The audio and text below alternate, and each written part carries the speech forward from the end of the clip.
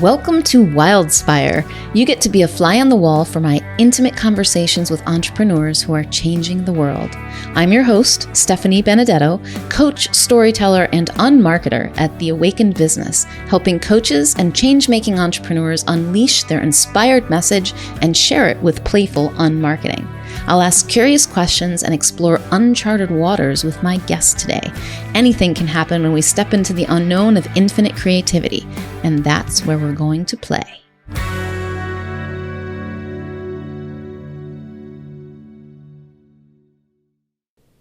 My guest today is Sophie Chiche. We have a different kind of conversation about getting things done.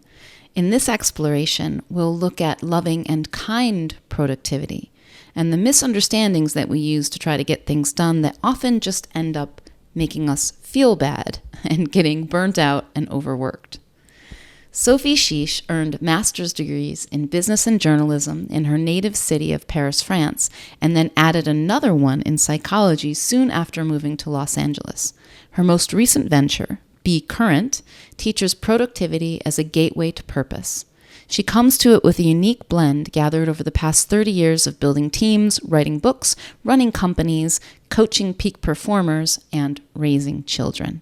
Her new book, War and Piece of Cake, comes out in spring 2022. When she's not doing these things, Sophie can be found freeform dancing in a burgundy tutu or riding her Harley on the PCH. It is my pleasure to introduce you to Sophie Chiche. Hi, Sophie, and welcome to my Wildspire podcast. I'm so excited to have you here today. I'm so excited to be here. We've been having wonderful conversations. I cannot wait to see where this one takes us. Yeah, so I kind of feel like I want to share how the synchronicities of how we met, because I have met some amazing people through this productivity app called FocusMate.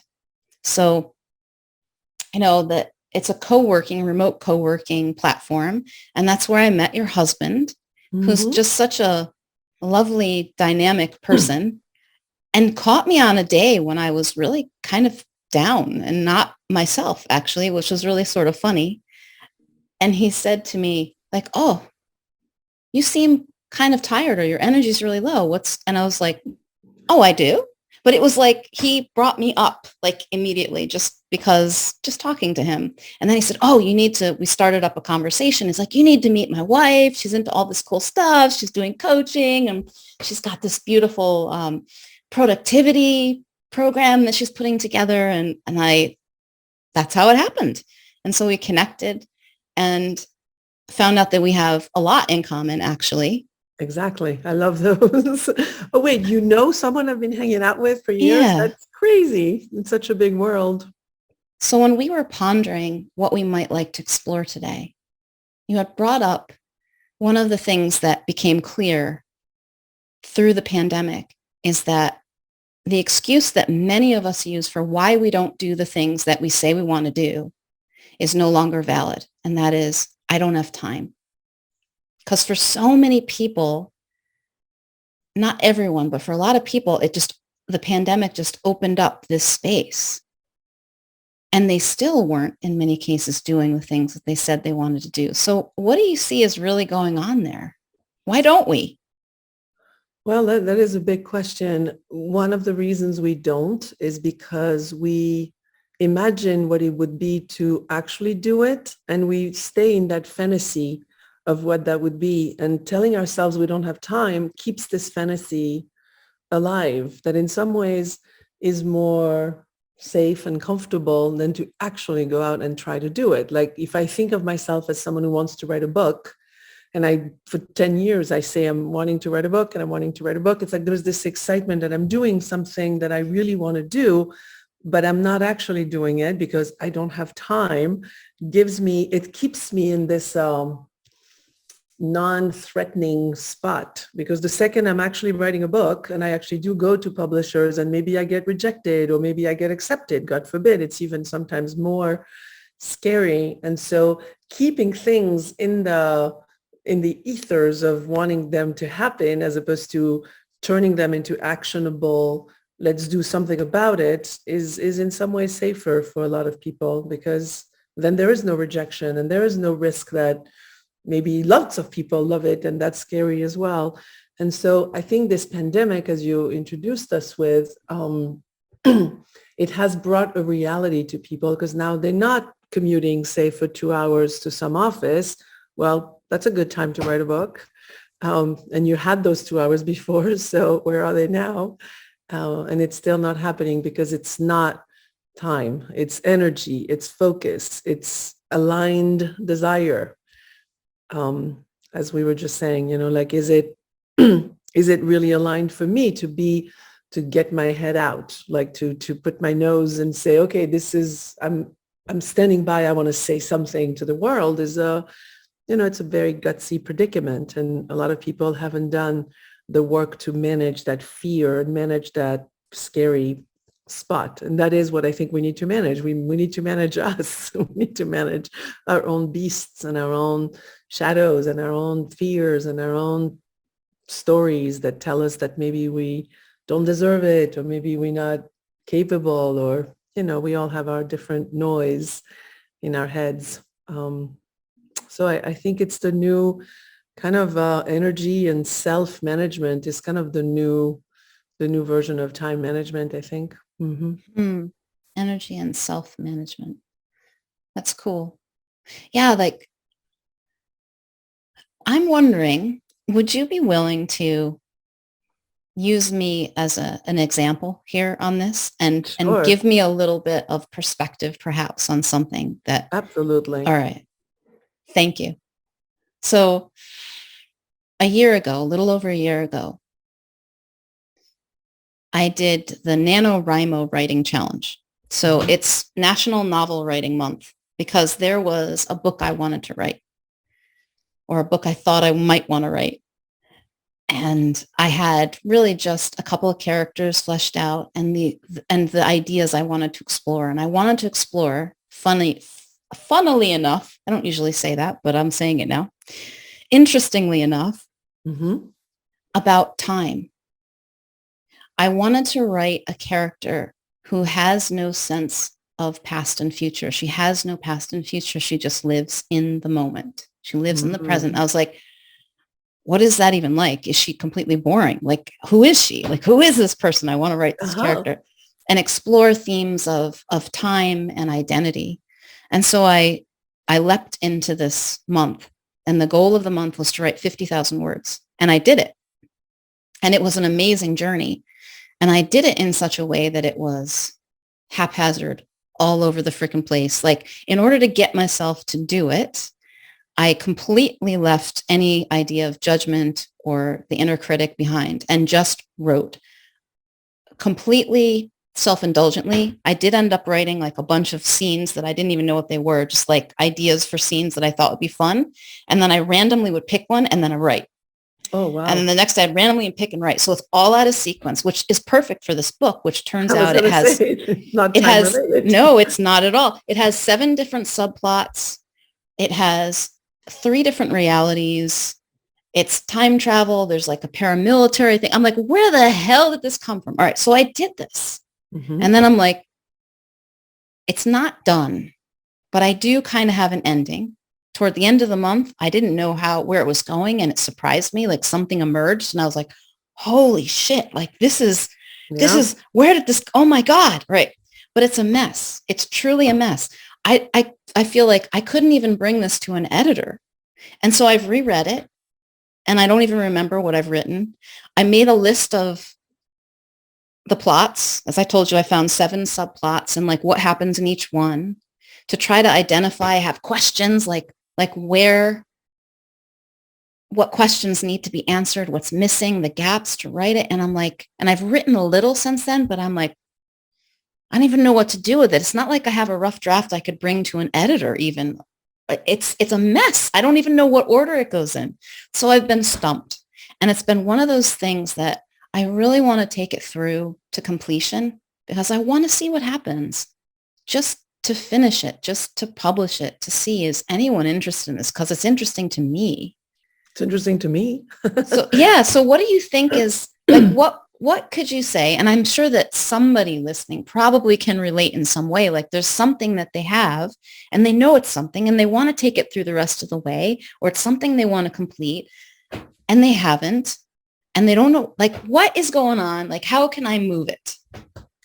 It's interesting because as you were talking, I was thinking, because I've written 4 books, 1 not published and 3 published. And the process as I know it is messy. And as I was doing it, I remember thinking it's a little bit like birthing a child, where, trust me, when my daughter came out, it was very messy. There's a mess there. And then you go home with this little thing that's alive and that's going to be that is a human being. And what do you do with that? And similar questions that what you just asked and apply, like, what do I do with this? And how do I raise her? And how do I make sure she has integrity? Like all these questions, like what order should I do things in? How often should I talk about, just like, woo. And so there's some parallels to part of parenting and writing is messy, and to be not only comfortable with it, but to truly expect it. Because if it came out of you fully formed with 3 PhDs and married with 3 children, they wouldn't be coming out of you. Just that would be a little freakish in itself. Exactly. Kind of disturbing. Exactly. And so, although since your heroine doesn't seem to have a relationship to time, that could be super interesting that she hops around and her children are different ages, because she's detached from that. It's kind of an interesting idea too. I'm fascinating, by the way. I want to read this book, so I will offer very regular support if you want it to help. So what happened is you did this beautiful thing with a lot of people are finding out, challenges and 5 days of this and a month of that, and people will do kind of like a push, to kind of create something, and because the truth is, if you have 2 hours or if you have 3 weeks, you will do it in the time you have if you have to do it, right? So if that's why a lot of people do what they need to do last night, right? They're doing a speech this morning and they do it last night because they know that they'll do it because that's all, they don't have 3 weeks, so they have to do it. And so our psyche is, when we work with it, collaborating is beautiful that way, because if you say to yourself, I am going to do this in a month. So maybe one thing I would recommend is what could be the next, what can we even right now? And maybe with your audience, we could support you in just saying, okay, in the next month, what? Like I have my character developed that I know where she starts and I know where she ends, which would be maybe a little bit less messy, or maybe that is already something you have. So that could be, of the 7 plots, do I want to keep 5 or do I want to keep 7? Like we could identify a number of things that you would give yourself a certain amount of time and you would deliver, because you would have some sort of, you would what is that word? You would self-direct yourself similarly to the way you did when you were doing that month with other people, right? Like that commitment came out of someone said, let's all do it together. And off we went, we all would do it.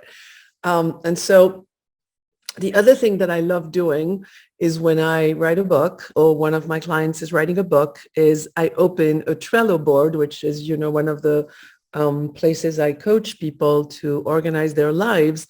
And I open a book board, and that book board has a certain structure to it. And I'll tell you right now, because that might be something that could be a fun thing for you, is it starts with a list of questions.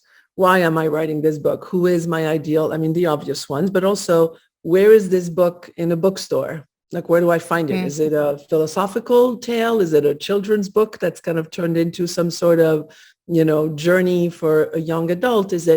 So all these questions are, and what I do is anytime I have 10, 15 minutes, I go to this board and I attempt to answer one question. That's what I ask myself to do.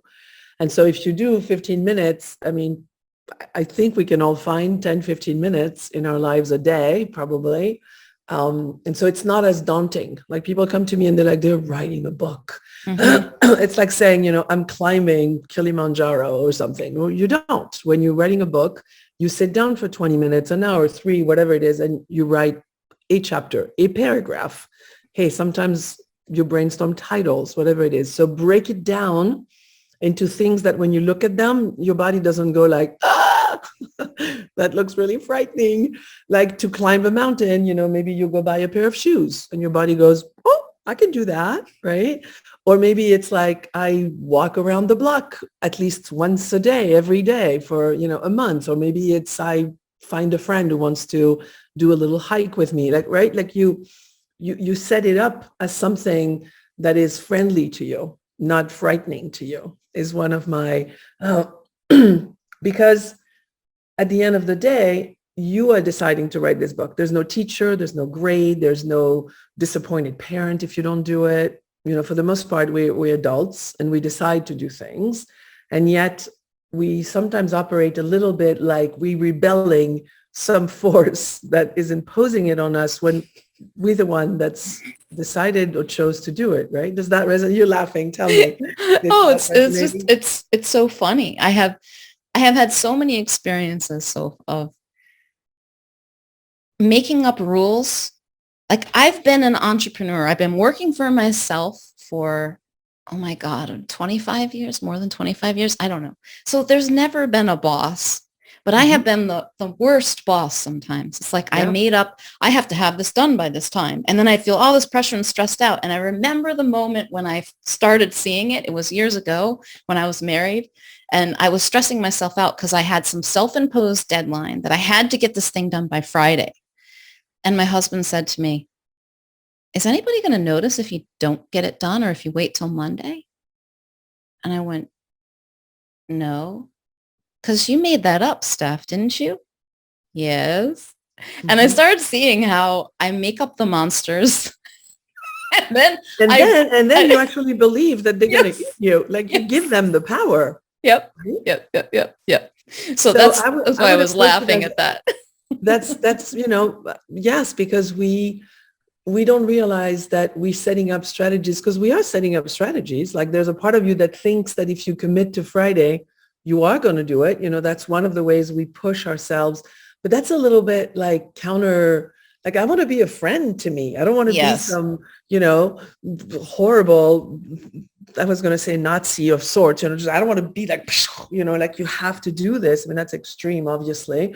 But it's like I used to relate to myself in a really, really abusive way. I think that's the word I want to use. And I've become a dear friend. And what's funny with that is I accomplish so much more, and I am so much more relaxed, and I am so much more able to feel satisfied. Like so many people I work with, they accomplish tons and they still end their day with like, I could have done more. Yep. And that is such a self-destructive, it is not kind. It is not kind. Like you done, maybe you accomplished 98 things and now you're upset because you should have done 100. But if you did do 100, you'd be upset because you should have done 106. Like it's kind of you keep raising the bar. You keep raising the bar. And since we can here go really deep, I think part of what happens, and I noticed it in my brother not long ago, because we were raised by very critical people, French people by definition, kind of it's in the DNA, to be very judgmental. And I noticed that he was setting himself up like there was never going to be a win. Like he sets himself up, he's going to do 16 things when really there's room to do 3. And so no matter what he does, even if he does 12, which is 4 times more than what is really truly possible here, it's still not this bar that's completely unrealistic, unkind, based on what, not even knowing how long things are going to take, often assuming that they're going to take whatever time, and then it takes, 5 times more, but not adjusting. Like, when you find out to say, I'm going to do my emails, it's going to take 20 minutes, but I'm in my emails and it's now an hour and a half. Well, said who that it was going to be 20 minutes? It's like, we kind of obey these internal rules, as you said, very, very appropriately. It's like we set up the structure in a way that's not kind. And that takes us to where I kind of always want to take any conversations I have around all this, which is how do we bring more self-love? Like, how do we approach productivity, not so much as like, yay, I accomplished even more widgets that I don't really care about. And I did it because I didn't sleep and I ate more sugar and I drank more coffee and I pushed myself like some really mean teacher would do to me. Like that's not, who's going to end up happy with a day like that? Like that's not a good recipe. So self-love for me has become like, if I approach my emails when I feel like doing my emails, and a lot of people will be like, I never feel like doing my emails. Maybe, but if I don't do my emails, there's things I don't like. I wouldn't have responded to you when you first reached out. There's beautiful things in emails that I don't want to miss. Mm-hmm. So it's also a choice for me. I could stop having my email altogether. And when you email me, it would say, this email no longer exists, and you'd find a different way to find me. But if you wanted to find me, you'd find a different way. We are in a culture that's of communication, that's of oversharing probably. And, so how do I I have to do my emails when my brain feels like doing it.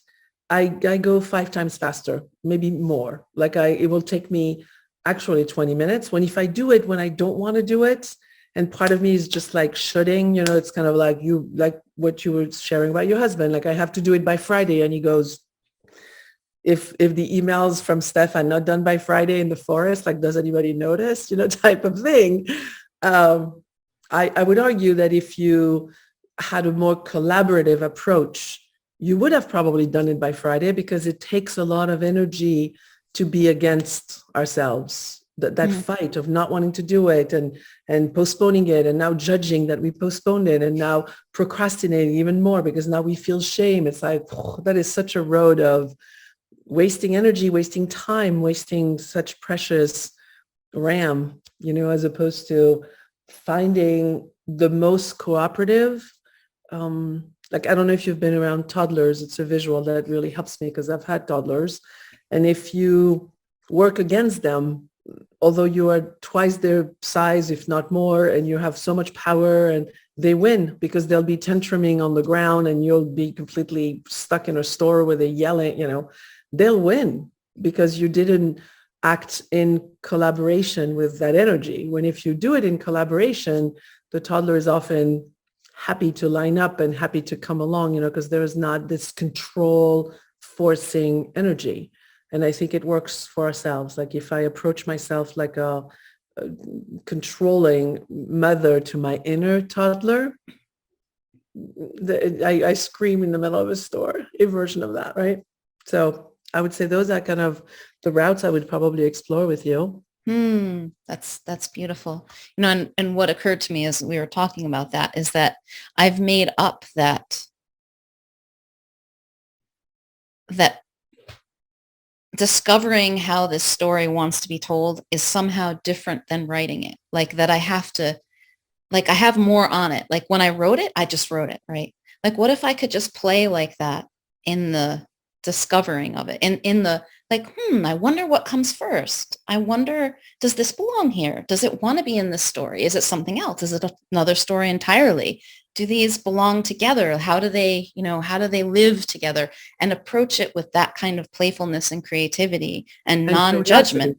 Yes, and curiosity, instead of, doing what I've been doing is like, but I don't know. And I like what you said about just answering questions, because I do still have a lot of questions, like, what are the questions that I have about this? And spending a little time with those to see where it takes me. And one of the questions I'd have for you, if I was making a list, is this a movie, not a book? There's something so visual about what you spoke right away. It might not be a book. I talked to someone else and they were like, is it even a book? Does it have to be? Do you have to know? And I was like, geez, I don't know. That's what's beautiful about this work that I love doing with people, which is about incompatible beliefs.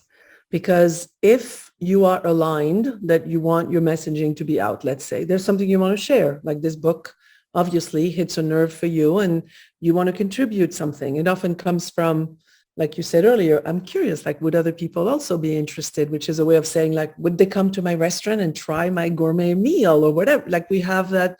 It's a beautiful, sacred thing that as humans we have. It's like we want to share, we want to pass on, we want a legacy, So when I hear about this idea of a book, to me, it becomes do the work so that your psyche is aligned with you doing it. and you're not resisting that. Like there's no energy spent in, should I, am I good enough? Do I really have something to say? Will people come to the field of corn? Like all of that, right? Because if this is all aligned, all of a sudden you're sitting somewhere and someone, I don't know, on a plane and says to you, one of my specialties, I take people with chaotic stories and I make movies out of them. And you'll be like, woo, because you'll be aligned. I mean, I don't know if you believe in that. Not everyone does, but if you are clear inside of you, somehow that person would have sat somewhere else, but they switched the seats and now they're sitting next to you, and that's your person that's going to move the needle for you. Now, if you're not aligned and you still have voices that are saying, like I did, I was 350 pounds in my household, slightly raised by wolves, not a good idea to be sexy, successful, blah, blah. So, hey, 350 pounds makes sense, right? And I start until I resolve, and that's a really deep, I don't know, until I resolve that I'm safe when I'm exposed, I'm not exposing myself. I mean, there's a part of me that's there to protect me. Like fear can be, as long as you don't let it, be the driver of the car. Fear is the way that tells me don't jump off the roof, don't expose yourself in a intimate, kind of vulnerable way to the world if you're scared shitless that something really bad's going to happen to you, because it will protect you. We have more of an instinct for survival than we have one for writing a book, So if you have a deep connection to if the world sees me, it's going to not be kind, let's say, like it's going to attack me of sorts and it's going to criticize me of sorts, then part of you will sabotage and will keep you not doing that stuff. And then all of a sudden there'll be an email that says, hey, join this, challenge for a month and do it. And that part of you is like, ooh, that's what I want. But then after the month, the other part takes over a little bit again. And that takes a moment, and you nurture that and you feed that and you're like, oh yeah, I get it. Like whatever your resistance might be or whatever your inner beliefs about all this might be, you need to tend to them. Because if truly you believe that, I don't know, say that, yes, you're exposed to the world and people really acknowledge your work, and now you have this responsibility of being a very established author, and what are you going to do with the second book, and whatever we might say to ourselves, not accompanying yourself through this terror that little child in there may feel, then you'll truly be in danger. Like I really truly believe that if we don't handle those stories that we tell ourselves, we could really hurt ourselves. And so I don't push. Like I sometimes coach people and they want to, one of my dear friends / client is an actress and wants an Oscar. And it's like that's all she thinks about and talks about and wants it, the same way that people sometimes talk about writing a book for 20 years, whatever. And so one day I was with her and I said, why don't you close your eyes for a moment? I want to test something. And so I'm describing, she's sitting there, she's wearing her gown. It's the night of the Oscars. Her movie is in the selection, and poof, they say her name. And now she has to get up and walk there with her gown and her friends and high-fiving, and she literally peed in her pants of fear. She literally was so terrified. And I said, do you think that part of you that supports you and protects you and loves you, do you think it's going to let you go do that if it's that terrifying? So we need to align those things first before or simultaneously. You can also do it as Gay Hendricks, this beautiful Big Leap book, where he talks about the upper limit problem, where you reach that, I'm on my way to get that Oscar. And if I don't work myself through what that means to my childhood belief that I'm a failure, if I don't accompany that, then it's super incompatible, right? Like you have to update those beliefs of yourself to be able to go write this book you want to write. That was a lot. I'm wondering, because it's sort of like we have these stories, we have these beliefs. I like to look at thought like story, because it reminds me that it's made up, that it's not real. It's a meaning that I'm giving to something. And so I Yes. have these beliefs about what it might mean and what it's going to entail and what's going to happen if. And do I need to even know what they are if I know that they're stories? Like if I know that they are, it's kind of like if I was watching a movie and I thought that it was real. Hmm. I'm going to be scared out of my mind when I watch a scary movie. Yeah. I'm going to be, like literally running out of the theater because when somebody on screen, like a slasher movie or something, like that's Yeah. terrifying. It would be Yeah. absolutely terrifying. But I could sit there and watch that movie knowing fully that it's a movie and actually enjoy it, or go, I don't like this movie. This is awful. This feels horrible. I'm going to get up and walk out and watch another movie.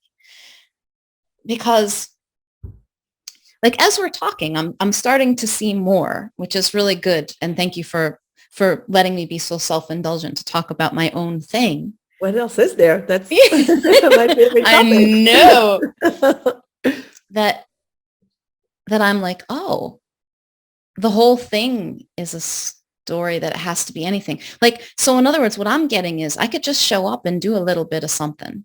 Hmm. Just do a little bit of something, which is such a relief in what you're saying, in the approach that Be Current has, is like, just break it down to something that, you know, even if something still comes up at some point, it's probably going to be less, but it's also a lot easier to handle any of those, Smaller those ones. stories that come up around it with like, oh, I'm just going to do this. And Hmm. I've done that for myself so many times, tricked myself into things. I tricked myself into starting a new business Yeah. by doing a 100 conversations challenge and like, and starting with 10 conversations. I can do 10. I Hmm. can do 10. I'm not starting a business. I'm not worrying about identifying my ideal client and what kinds of coaching I'm going to do and I'm just going to do this one thing. I'm Hmm. going to do one conversation at a time, like one, Right. that's it. And Right. one thing. And I did that with writing 50,000 words. I didn't write 50,000 words in a day. I think that's impossible. I mean, maybe Right. someone could do it, but not me. I Right. was like, I'm going to write this right now. And I don't believe that excuse anymore. Like whenever I hear it, I don't even hear it anymore come out of my mouth because I know it's not true that I don't have time. I find time. Time finds me when something really wants to be done. And Hmm. it could be like tiny little pieces. Hmm. It's much more of a relief that way. Yeah. So it is much kinder. Hmm. It's also, it's going to get it done. That's why I was suggesting that we first Yeah. align ourselves, Yeah. because if your deeper intention is not to get it done, you can go to a writing retreat for a month and a half in Bali and you won't Totally write a makes sense. word. Yeah. Somehow your computer will get lost and you'll, whatever. Like there'll be ways that you will sabotage, even if the circumstances are amazing.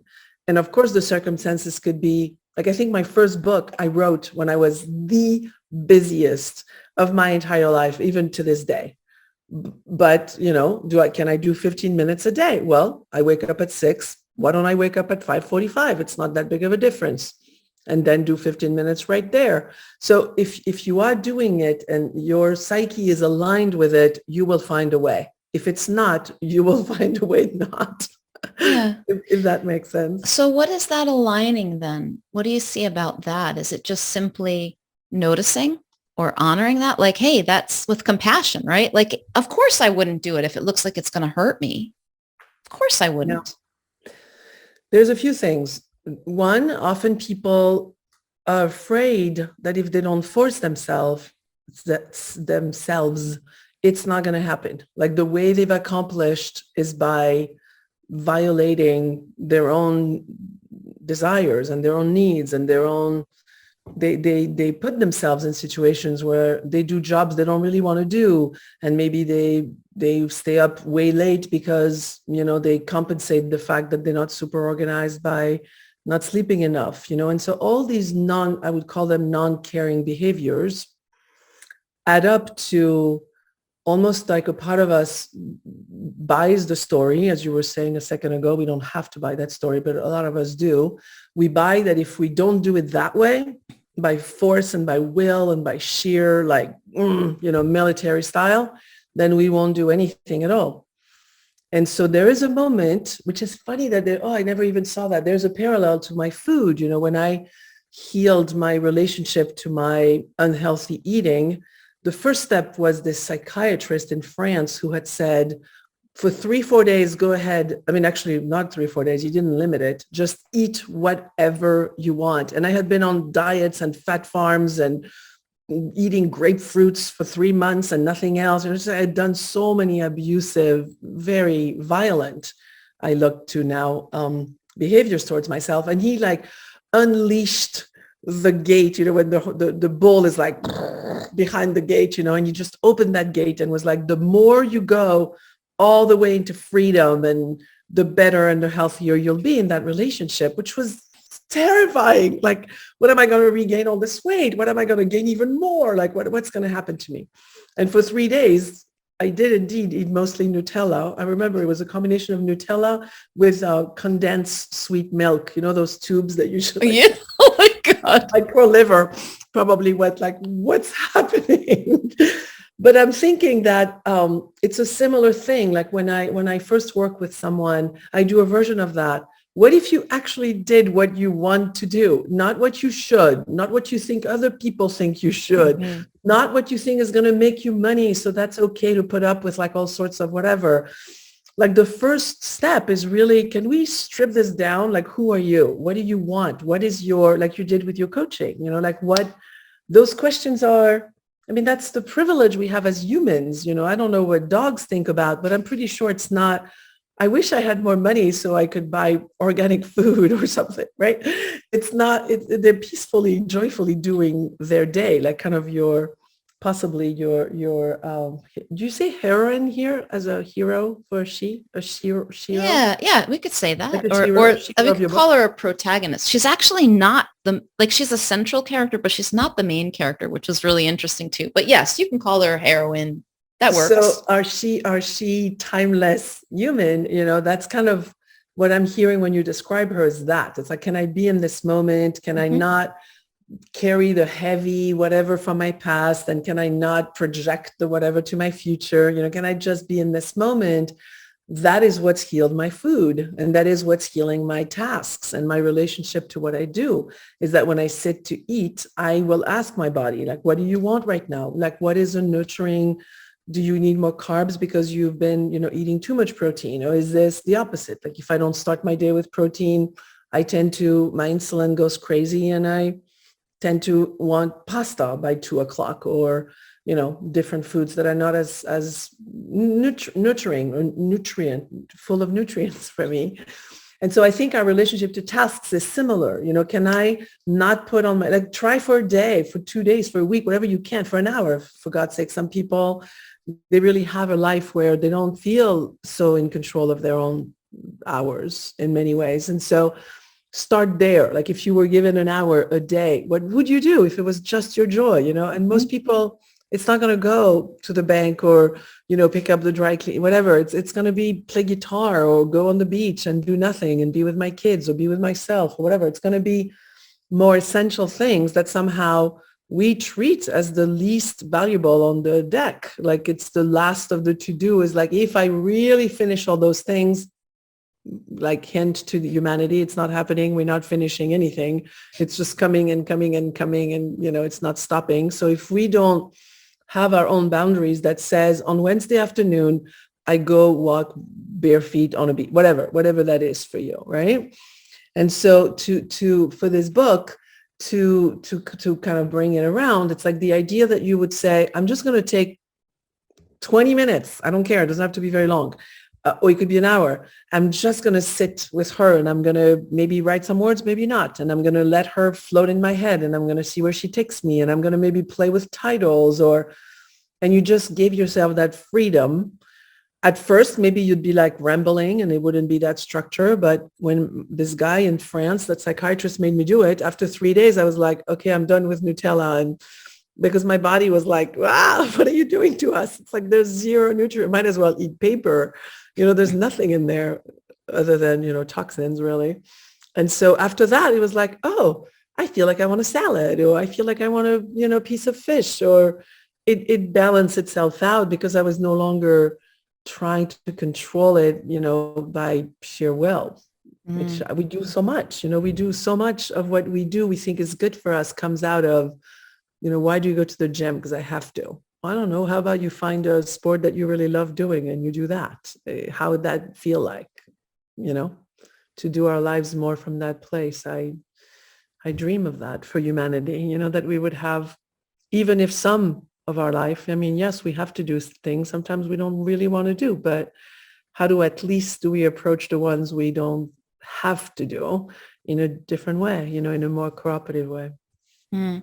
Yeah, I see that too. I've seen it with myself. I see it with my client playmates, this, how they have trained themselves to do things by beating themselves up, Yeah. by creating deadlines and rules and then making themselves do it, and something horrible is going to happen and they drive themselves with a whip to Yeah. this thing. And make themselves miserable. And like, what I hear the invitation and what you're saying is like, what if you just give yourself permission to do what you really want? Take the pressure off just for a little bit, just for a short time. Because Yeah. you find out that, maybe the first time you do binge Nutella, or Mm-hmm. you do like just lie on the floor and do absolutely nothing at first because you're so exhausted. That's what you need from Yes. driving yourself. But at Yeah. some point, and I see this, the less I do pressure, the more productive I am, the more I show up, the more creative, the more space, the more things flow, and it's more fun. And when things are more fun, I tend to stay with them more. Yes. That's what I'm And saying. It's like I've started yes, playing pickleball, which I've never really been an athlete at 350 pounds, as you can imagine, getting out of the couch, you break bones, it's so heavy. But now I play pickleball and I play twice a day. And I literally, the other day was raining and I was like, can we still go play? Like my body was like so excited to go. And I was just remembering all these years where it'd be like all these excuses and hurting my body, to not have to go. And now that I'm aligned, I mean, so let's go back to that because that was a really good question you asked. Like, yeah, what does that mean to align ourselves, right? And there's a lot of work that's being done. And some of it I teach and some of it, you can find out there. But the idea is to at least start with hearing, like Byron Katie does this beautiful work called The Work, where she'll say, is that really true? Like, is that really true that you're lazy? It's like, well, I was told I was lazy, but is that true?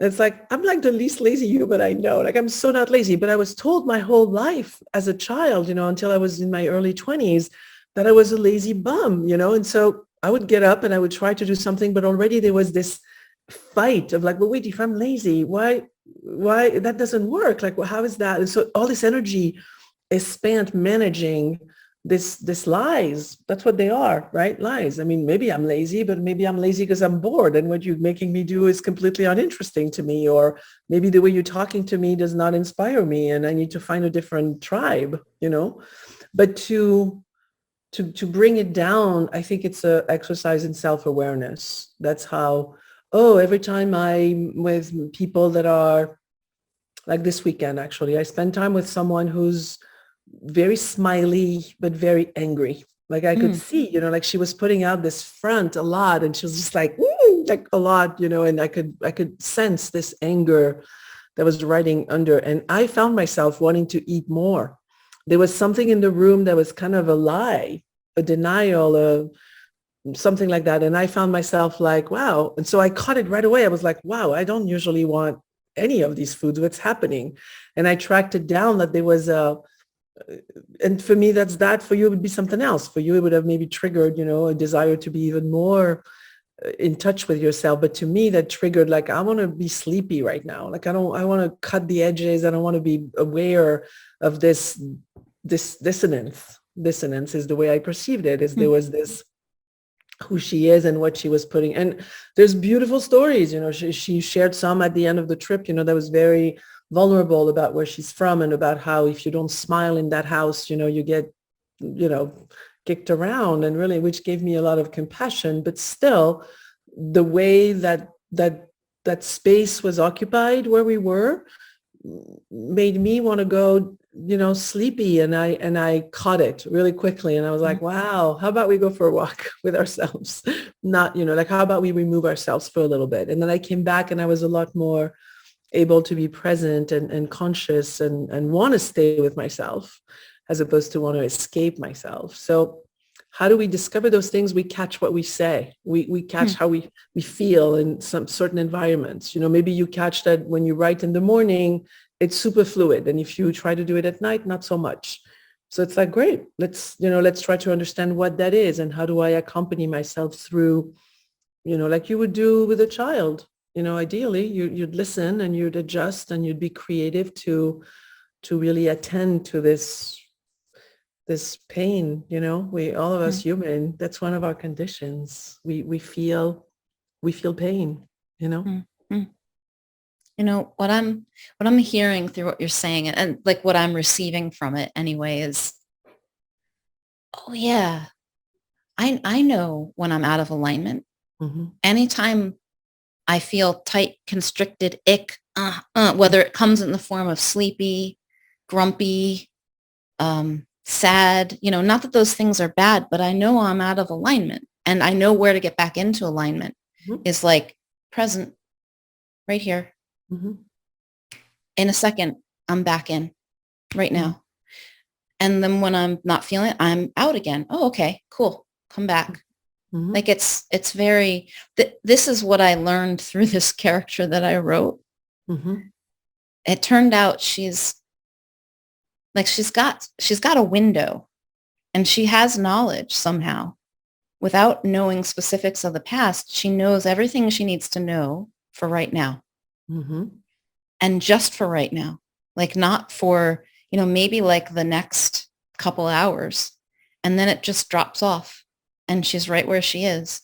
And it's frustrating for other characters. It's perplexing. She's been diagnosed with schizophrenia and atypical schizophrenia and dyschronia, I think it's called, or which is a time disorder, but she taught me, and the things that come out of her mouth, like that's the beautiful thing about unleashing that kind of creative freedom, is that I saw things that I didn't know. I learned things through the writing of that book. And that's the journey of it. But why couldn't that be the case for continuing to find the form that it wants to take, whether it's a movie or a book or a whatever, a series of short stories? I have no idea. And it's interesting because the second you brought her up, which characters take a life of their own, right? Like they'll tell you what they want to be and where they're going. And the second you started talking about her, there was this sense in me that I've never really thought about it that way, that I've never really read about it that way. There was like a sound of something really unique and really original, which I don't even know how to explain why, because there might be a book that's exactly that in the bookstore, but there's a sense of like, it rings the bell of, ooh, that's kind of something I've not heard about. And so I'll gift you with something that was gifted to me years ago when I was about to go do my TED Talk, and I was scared, like out of my mind. I had never actually done too much speaking in public, and I started with a TED Talk, of course, let's just throw it as a TEDx, but still. Dive into the deep end right away. Yeah. And it was like in San Francisco with all these like super powerful people, and I was like sharing the stage with people I super respect. It was just like the conditions were horrifying. And as I'm being mic'd, I'm like next, right? Like the person's finishing whatever the person before me was doing, and they're miking me, and I'm like, my legs are paralyzed. I cannot go. Like I can't, physically, like it's not even like I can will myself, right? It's just like, it's not happening. And so Gay Hendricks was a dear friend of mine, whom I called, and I said, I cannot go. I'm at the stairs. They're about to call me up. I'm not going to be able to do it. And he said, well, the first thing he said is take a breath, because there was such anxiety that we were like, anxiety does not survive when you slow down, so just find a way to slow yourself down. So that was first advice. It was very powerful. And the second thing he said is, look out to the room right now, and can you spot one person that you might be helpful for? Like because my talk was about losing the weight and kind of surviving in a world of, thin, being the golden era really, and being twice the size that I'm now and this whole thing. And so I looked up and there was this lady in the middle of the room and she was overweight. And for some reason, I just felt this like deep connection to this young lady, and almost like I would have been in a room like that when I was that age, and who would have said something. And I said, yes, I'm seeing someone right now that could be helped by what I have to say. And he said, well, then get off your ass. It's not about you. And I got my legs back and I went on, and he was like, just, I don't care what you feel. I mean, I love you. I don't care what you feel right now, because it's really not about you.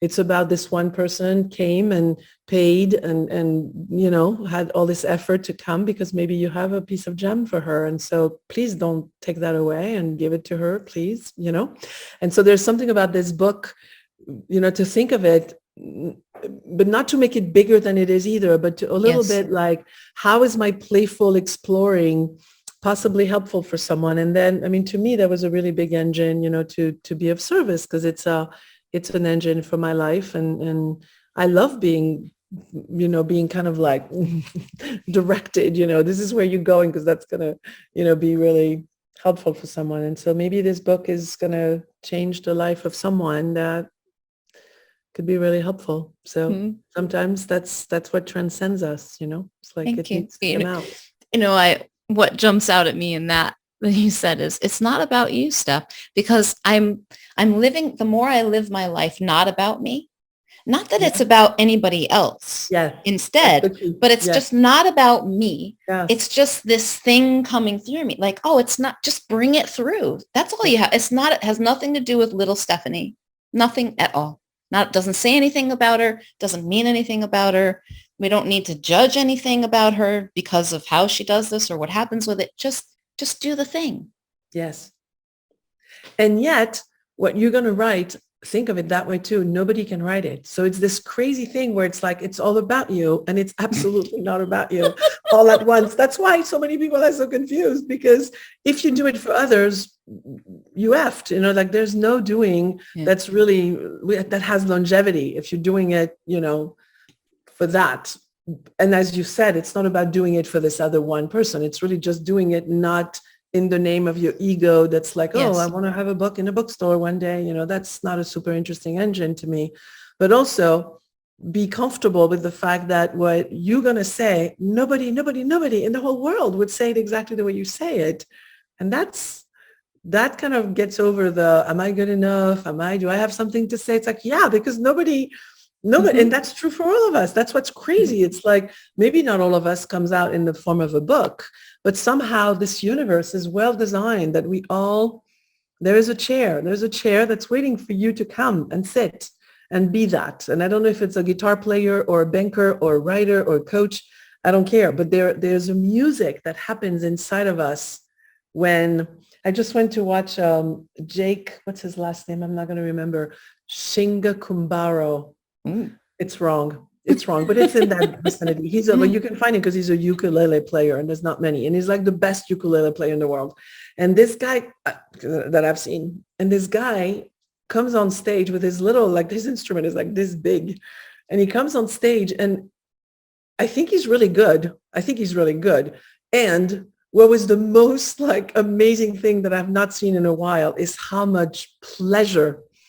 And I was literally watching him do his thing, and I was like, I've never seen anyone get so much pleasure from doing what he's doing. Like that's him, right? And I walked out of this concert and I was like, I want to live my life like that. I want to live where it is so clear that what I'm doing right now is the best I could be doing, and it's the best use of me. And it's to find that note, where you can just, and even if you find it a few minutes a day, heck, a few hours of life, whatever, but to seek that, to seek this like resonance with ourselves, and that somehow when you're a pear tree, you find that you are doing pears. You're not doing apples. You're a pear tree. And somehow to discover what that is, I think is so juicy. Yeah. I find it whenever I drop out of my thinking about the past and the future and all this other crap, and I'm just right here. And it's a way of being more even than, of course, the doing comes from it, right? The pears come from it because I'm a pear tree in this Yes. example, Yes. but Yeah.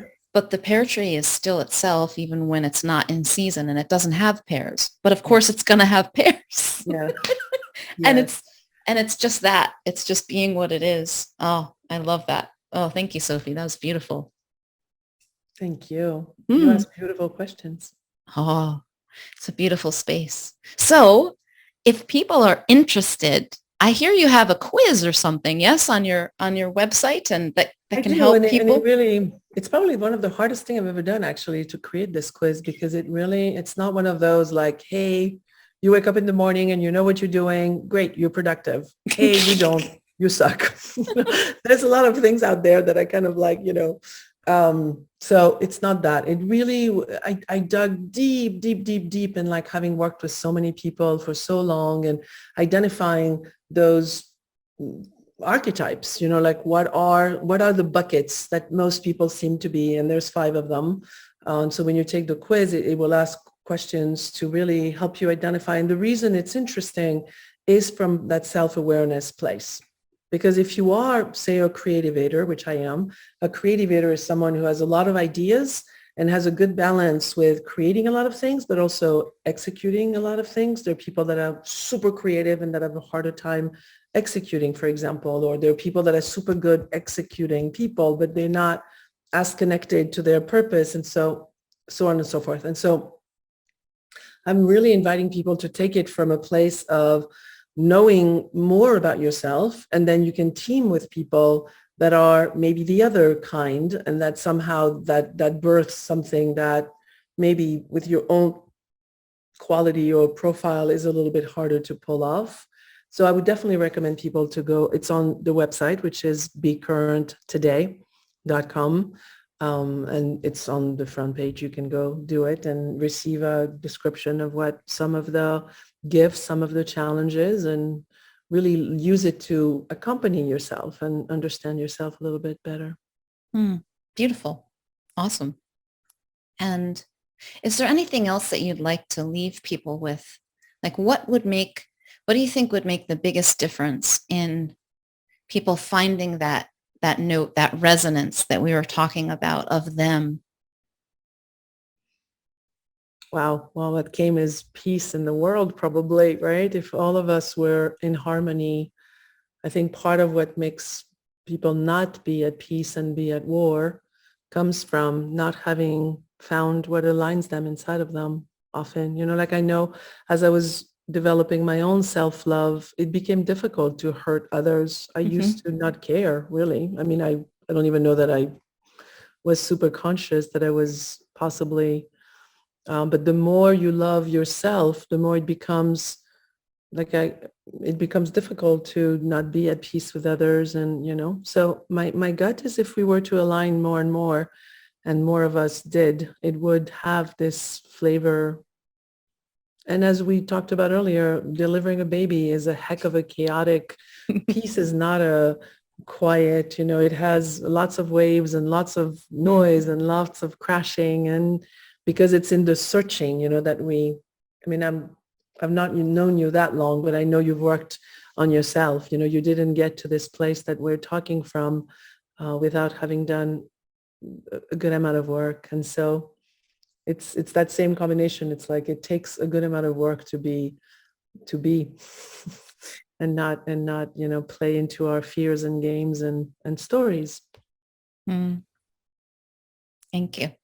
And I like that language is in the title of your book, to warrant a piece of cake. That Yes, when is this coming yeah. out? It's coming out as soon as I can get my little booty to complete, but I'm there. It's very close. So in the spring, it'll be available. Oh, And there's an cool. audio version, which I'm taping this coming week, actually. You're Yeah. doing the audio yourself? Yeah, well, I'm coming to LA to a friend of mine has a studio. We're gonna record it together. But yeah. Oh, beautiful. Oh, I Mhm. can't wait. Oh, well, thank you so much, Sophie. This has Thank been such a you. This was one pleasure. of my absolute. You ruined it for everybody else. I'm gonna be like, ask me better questions.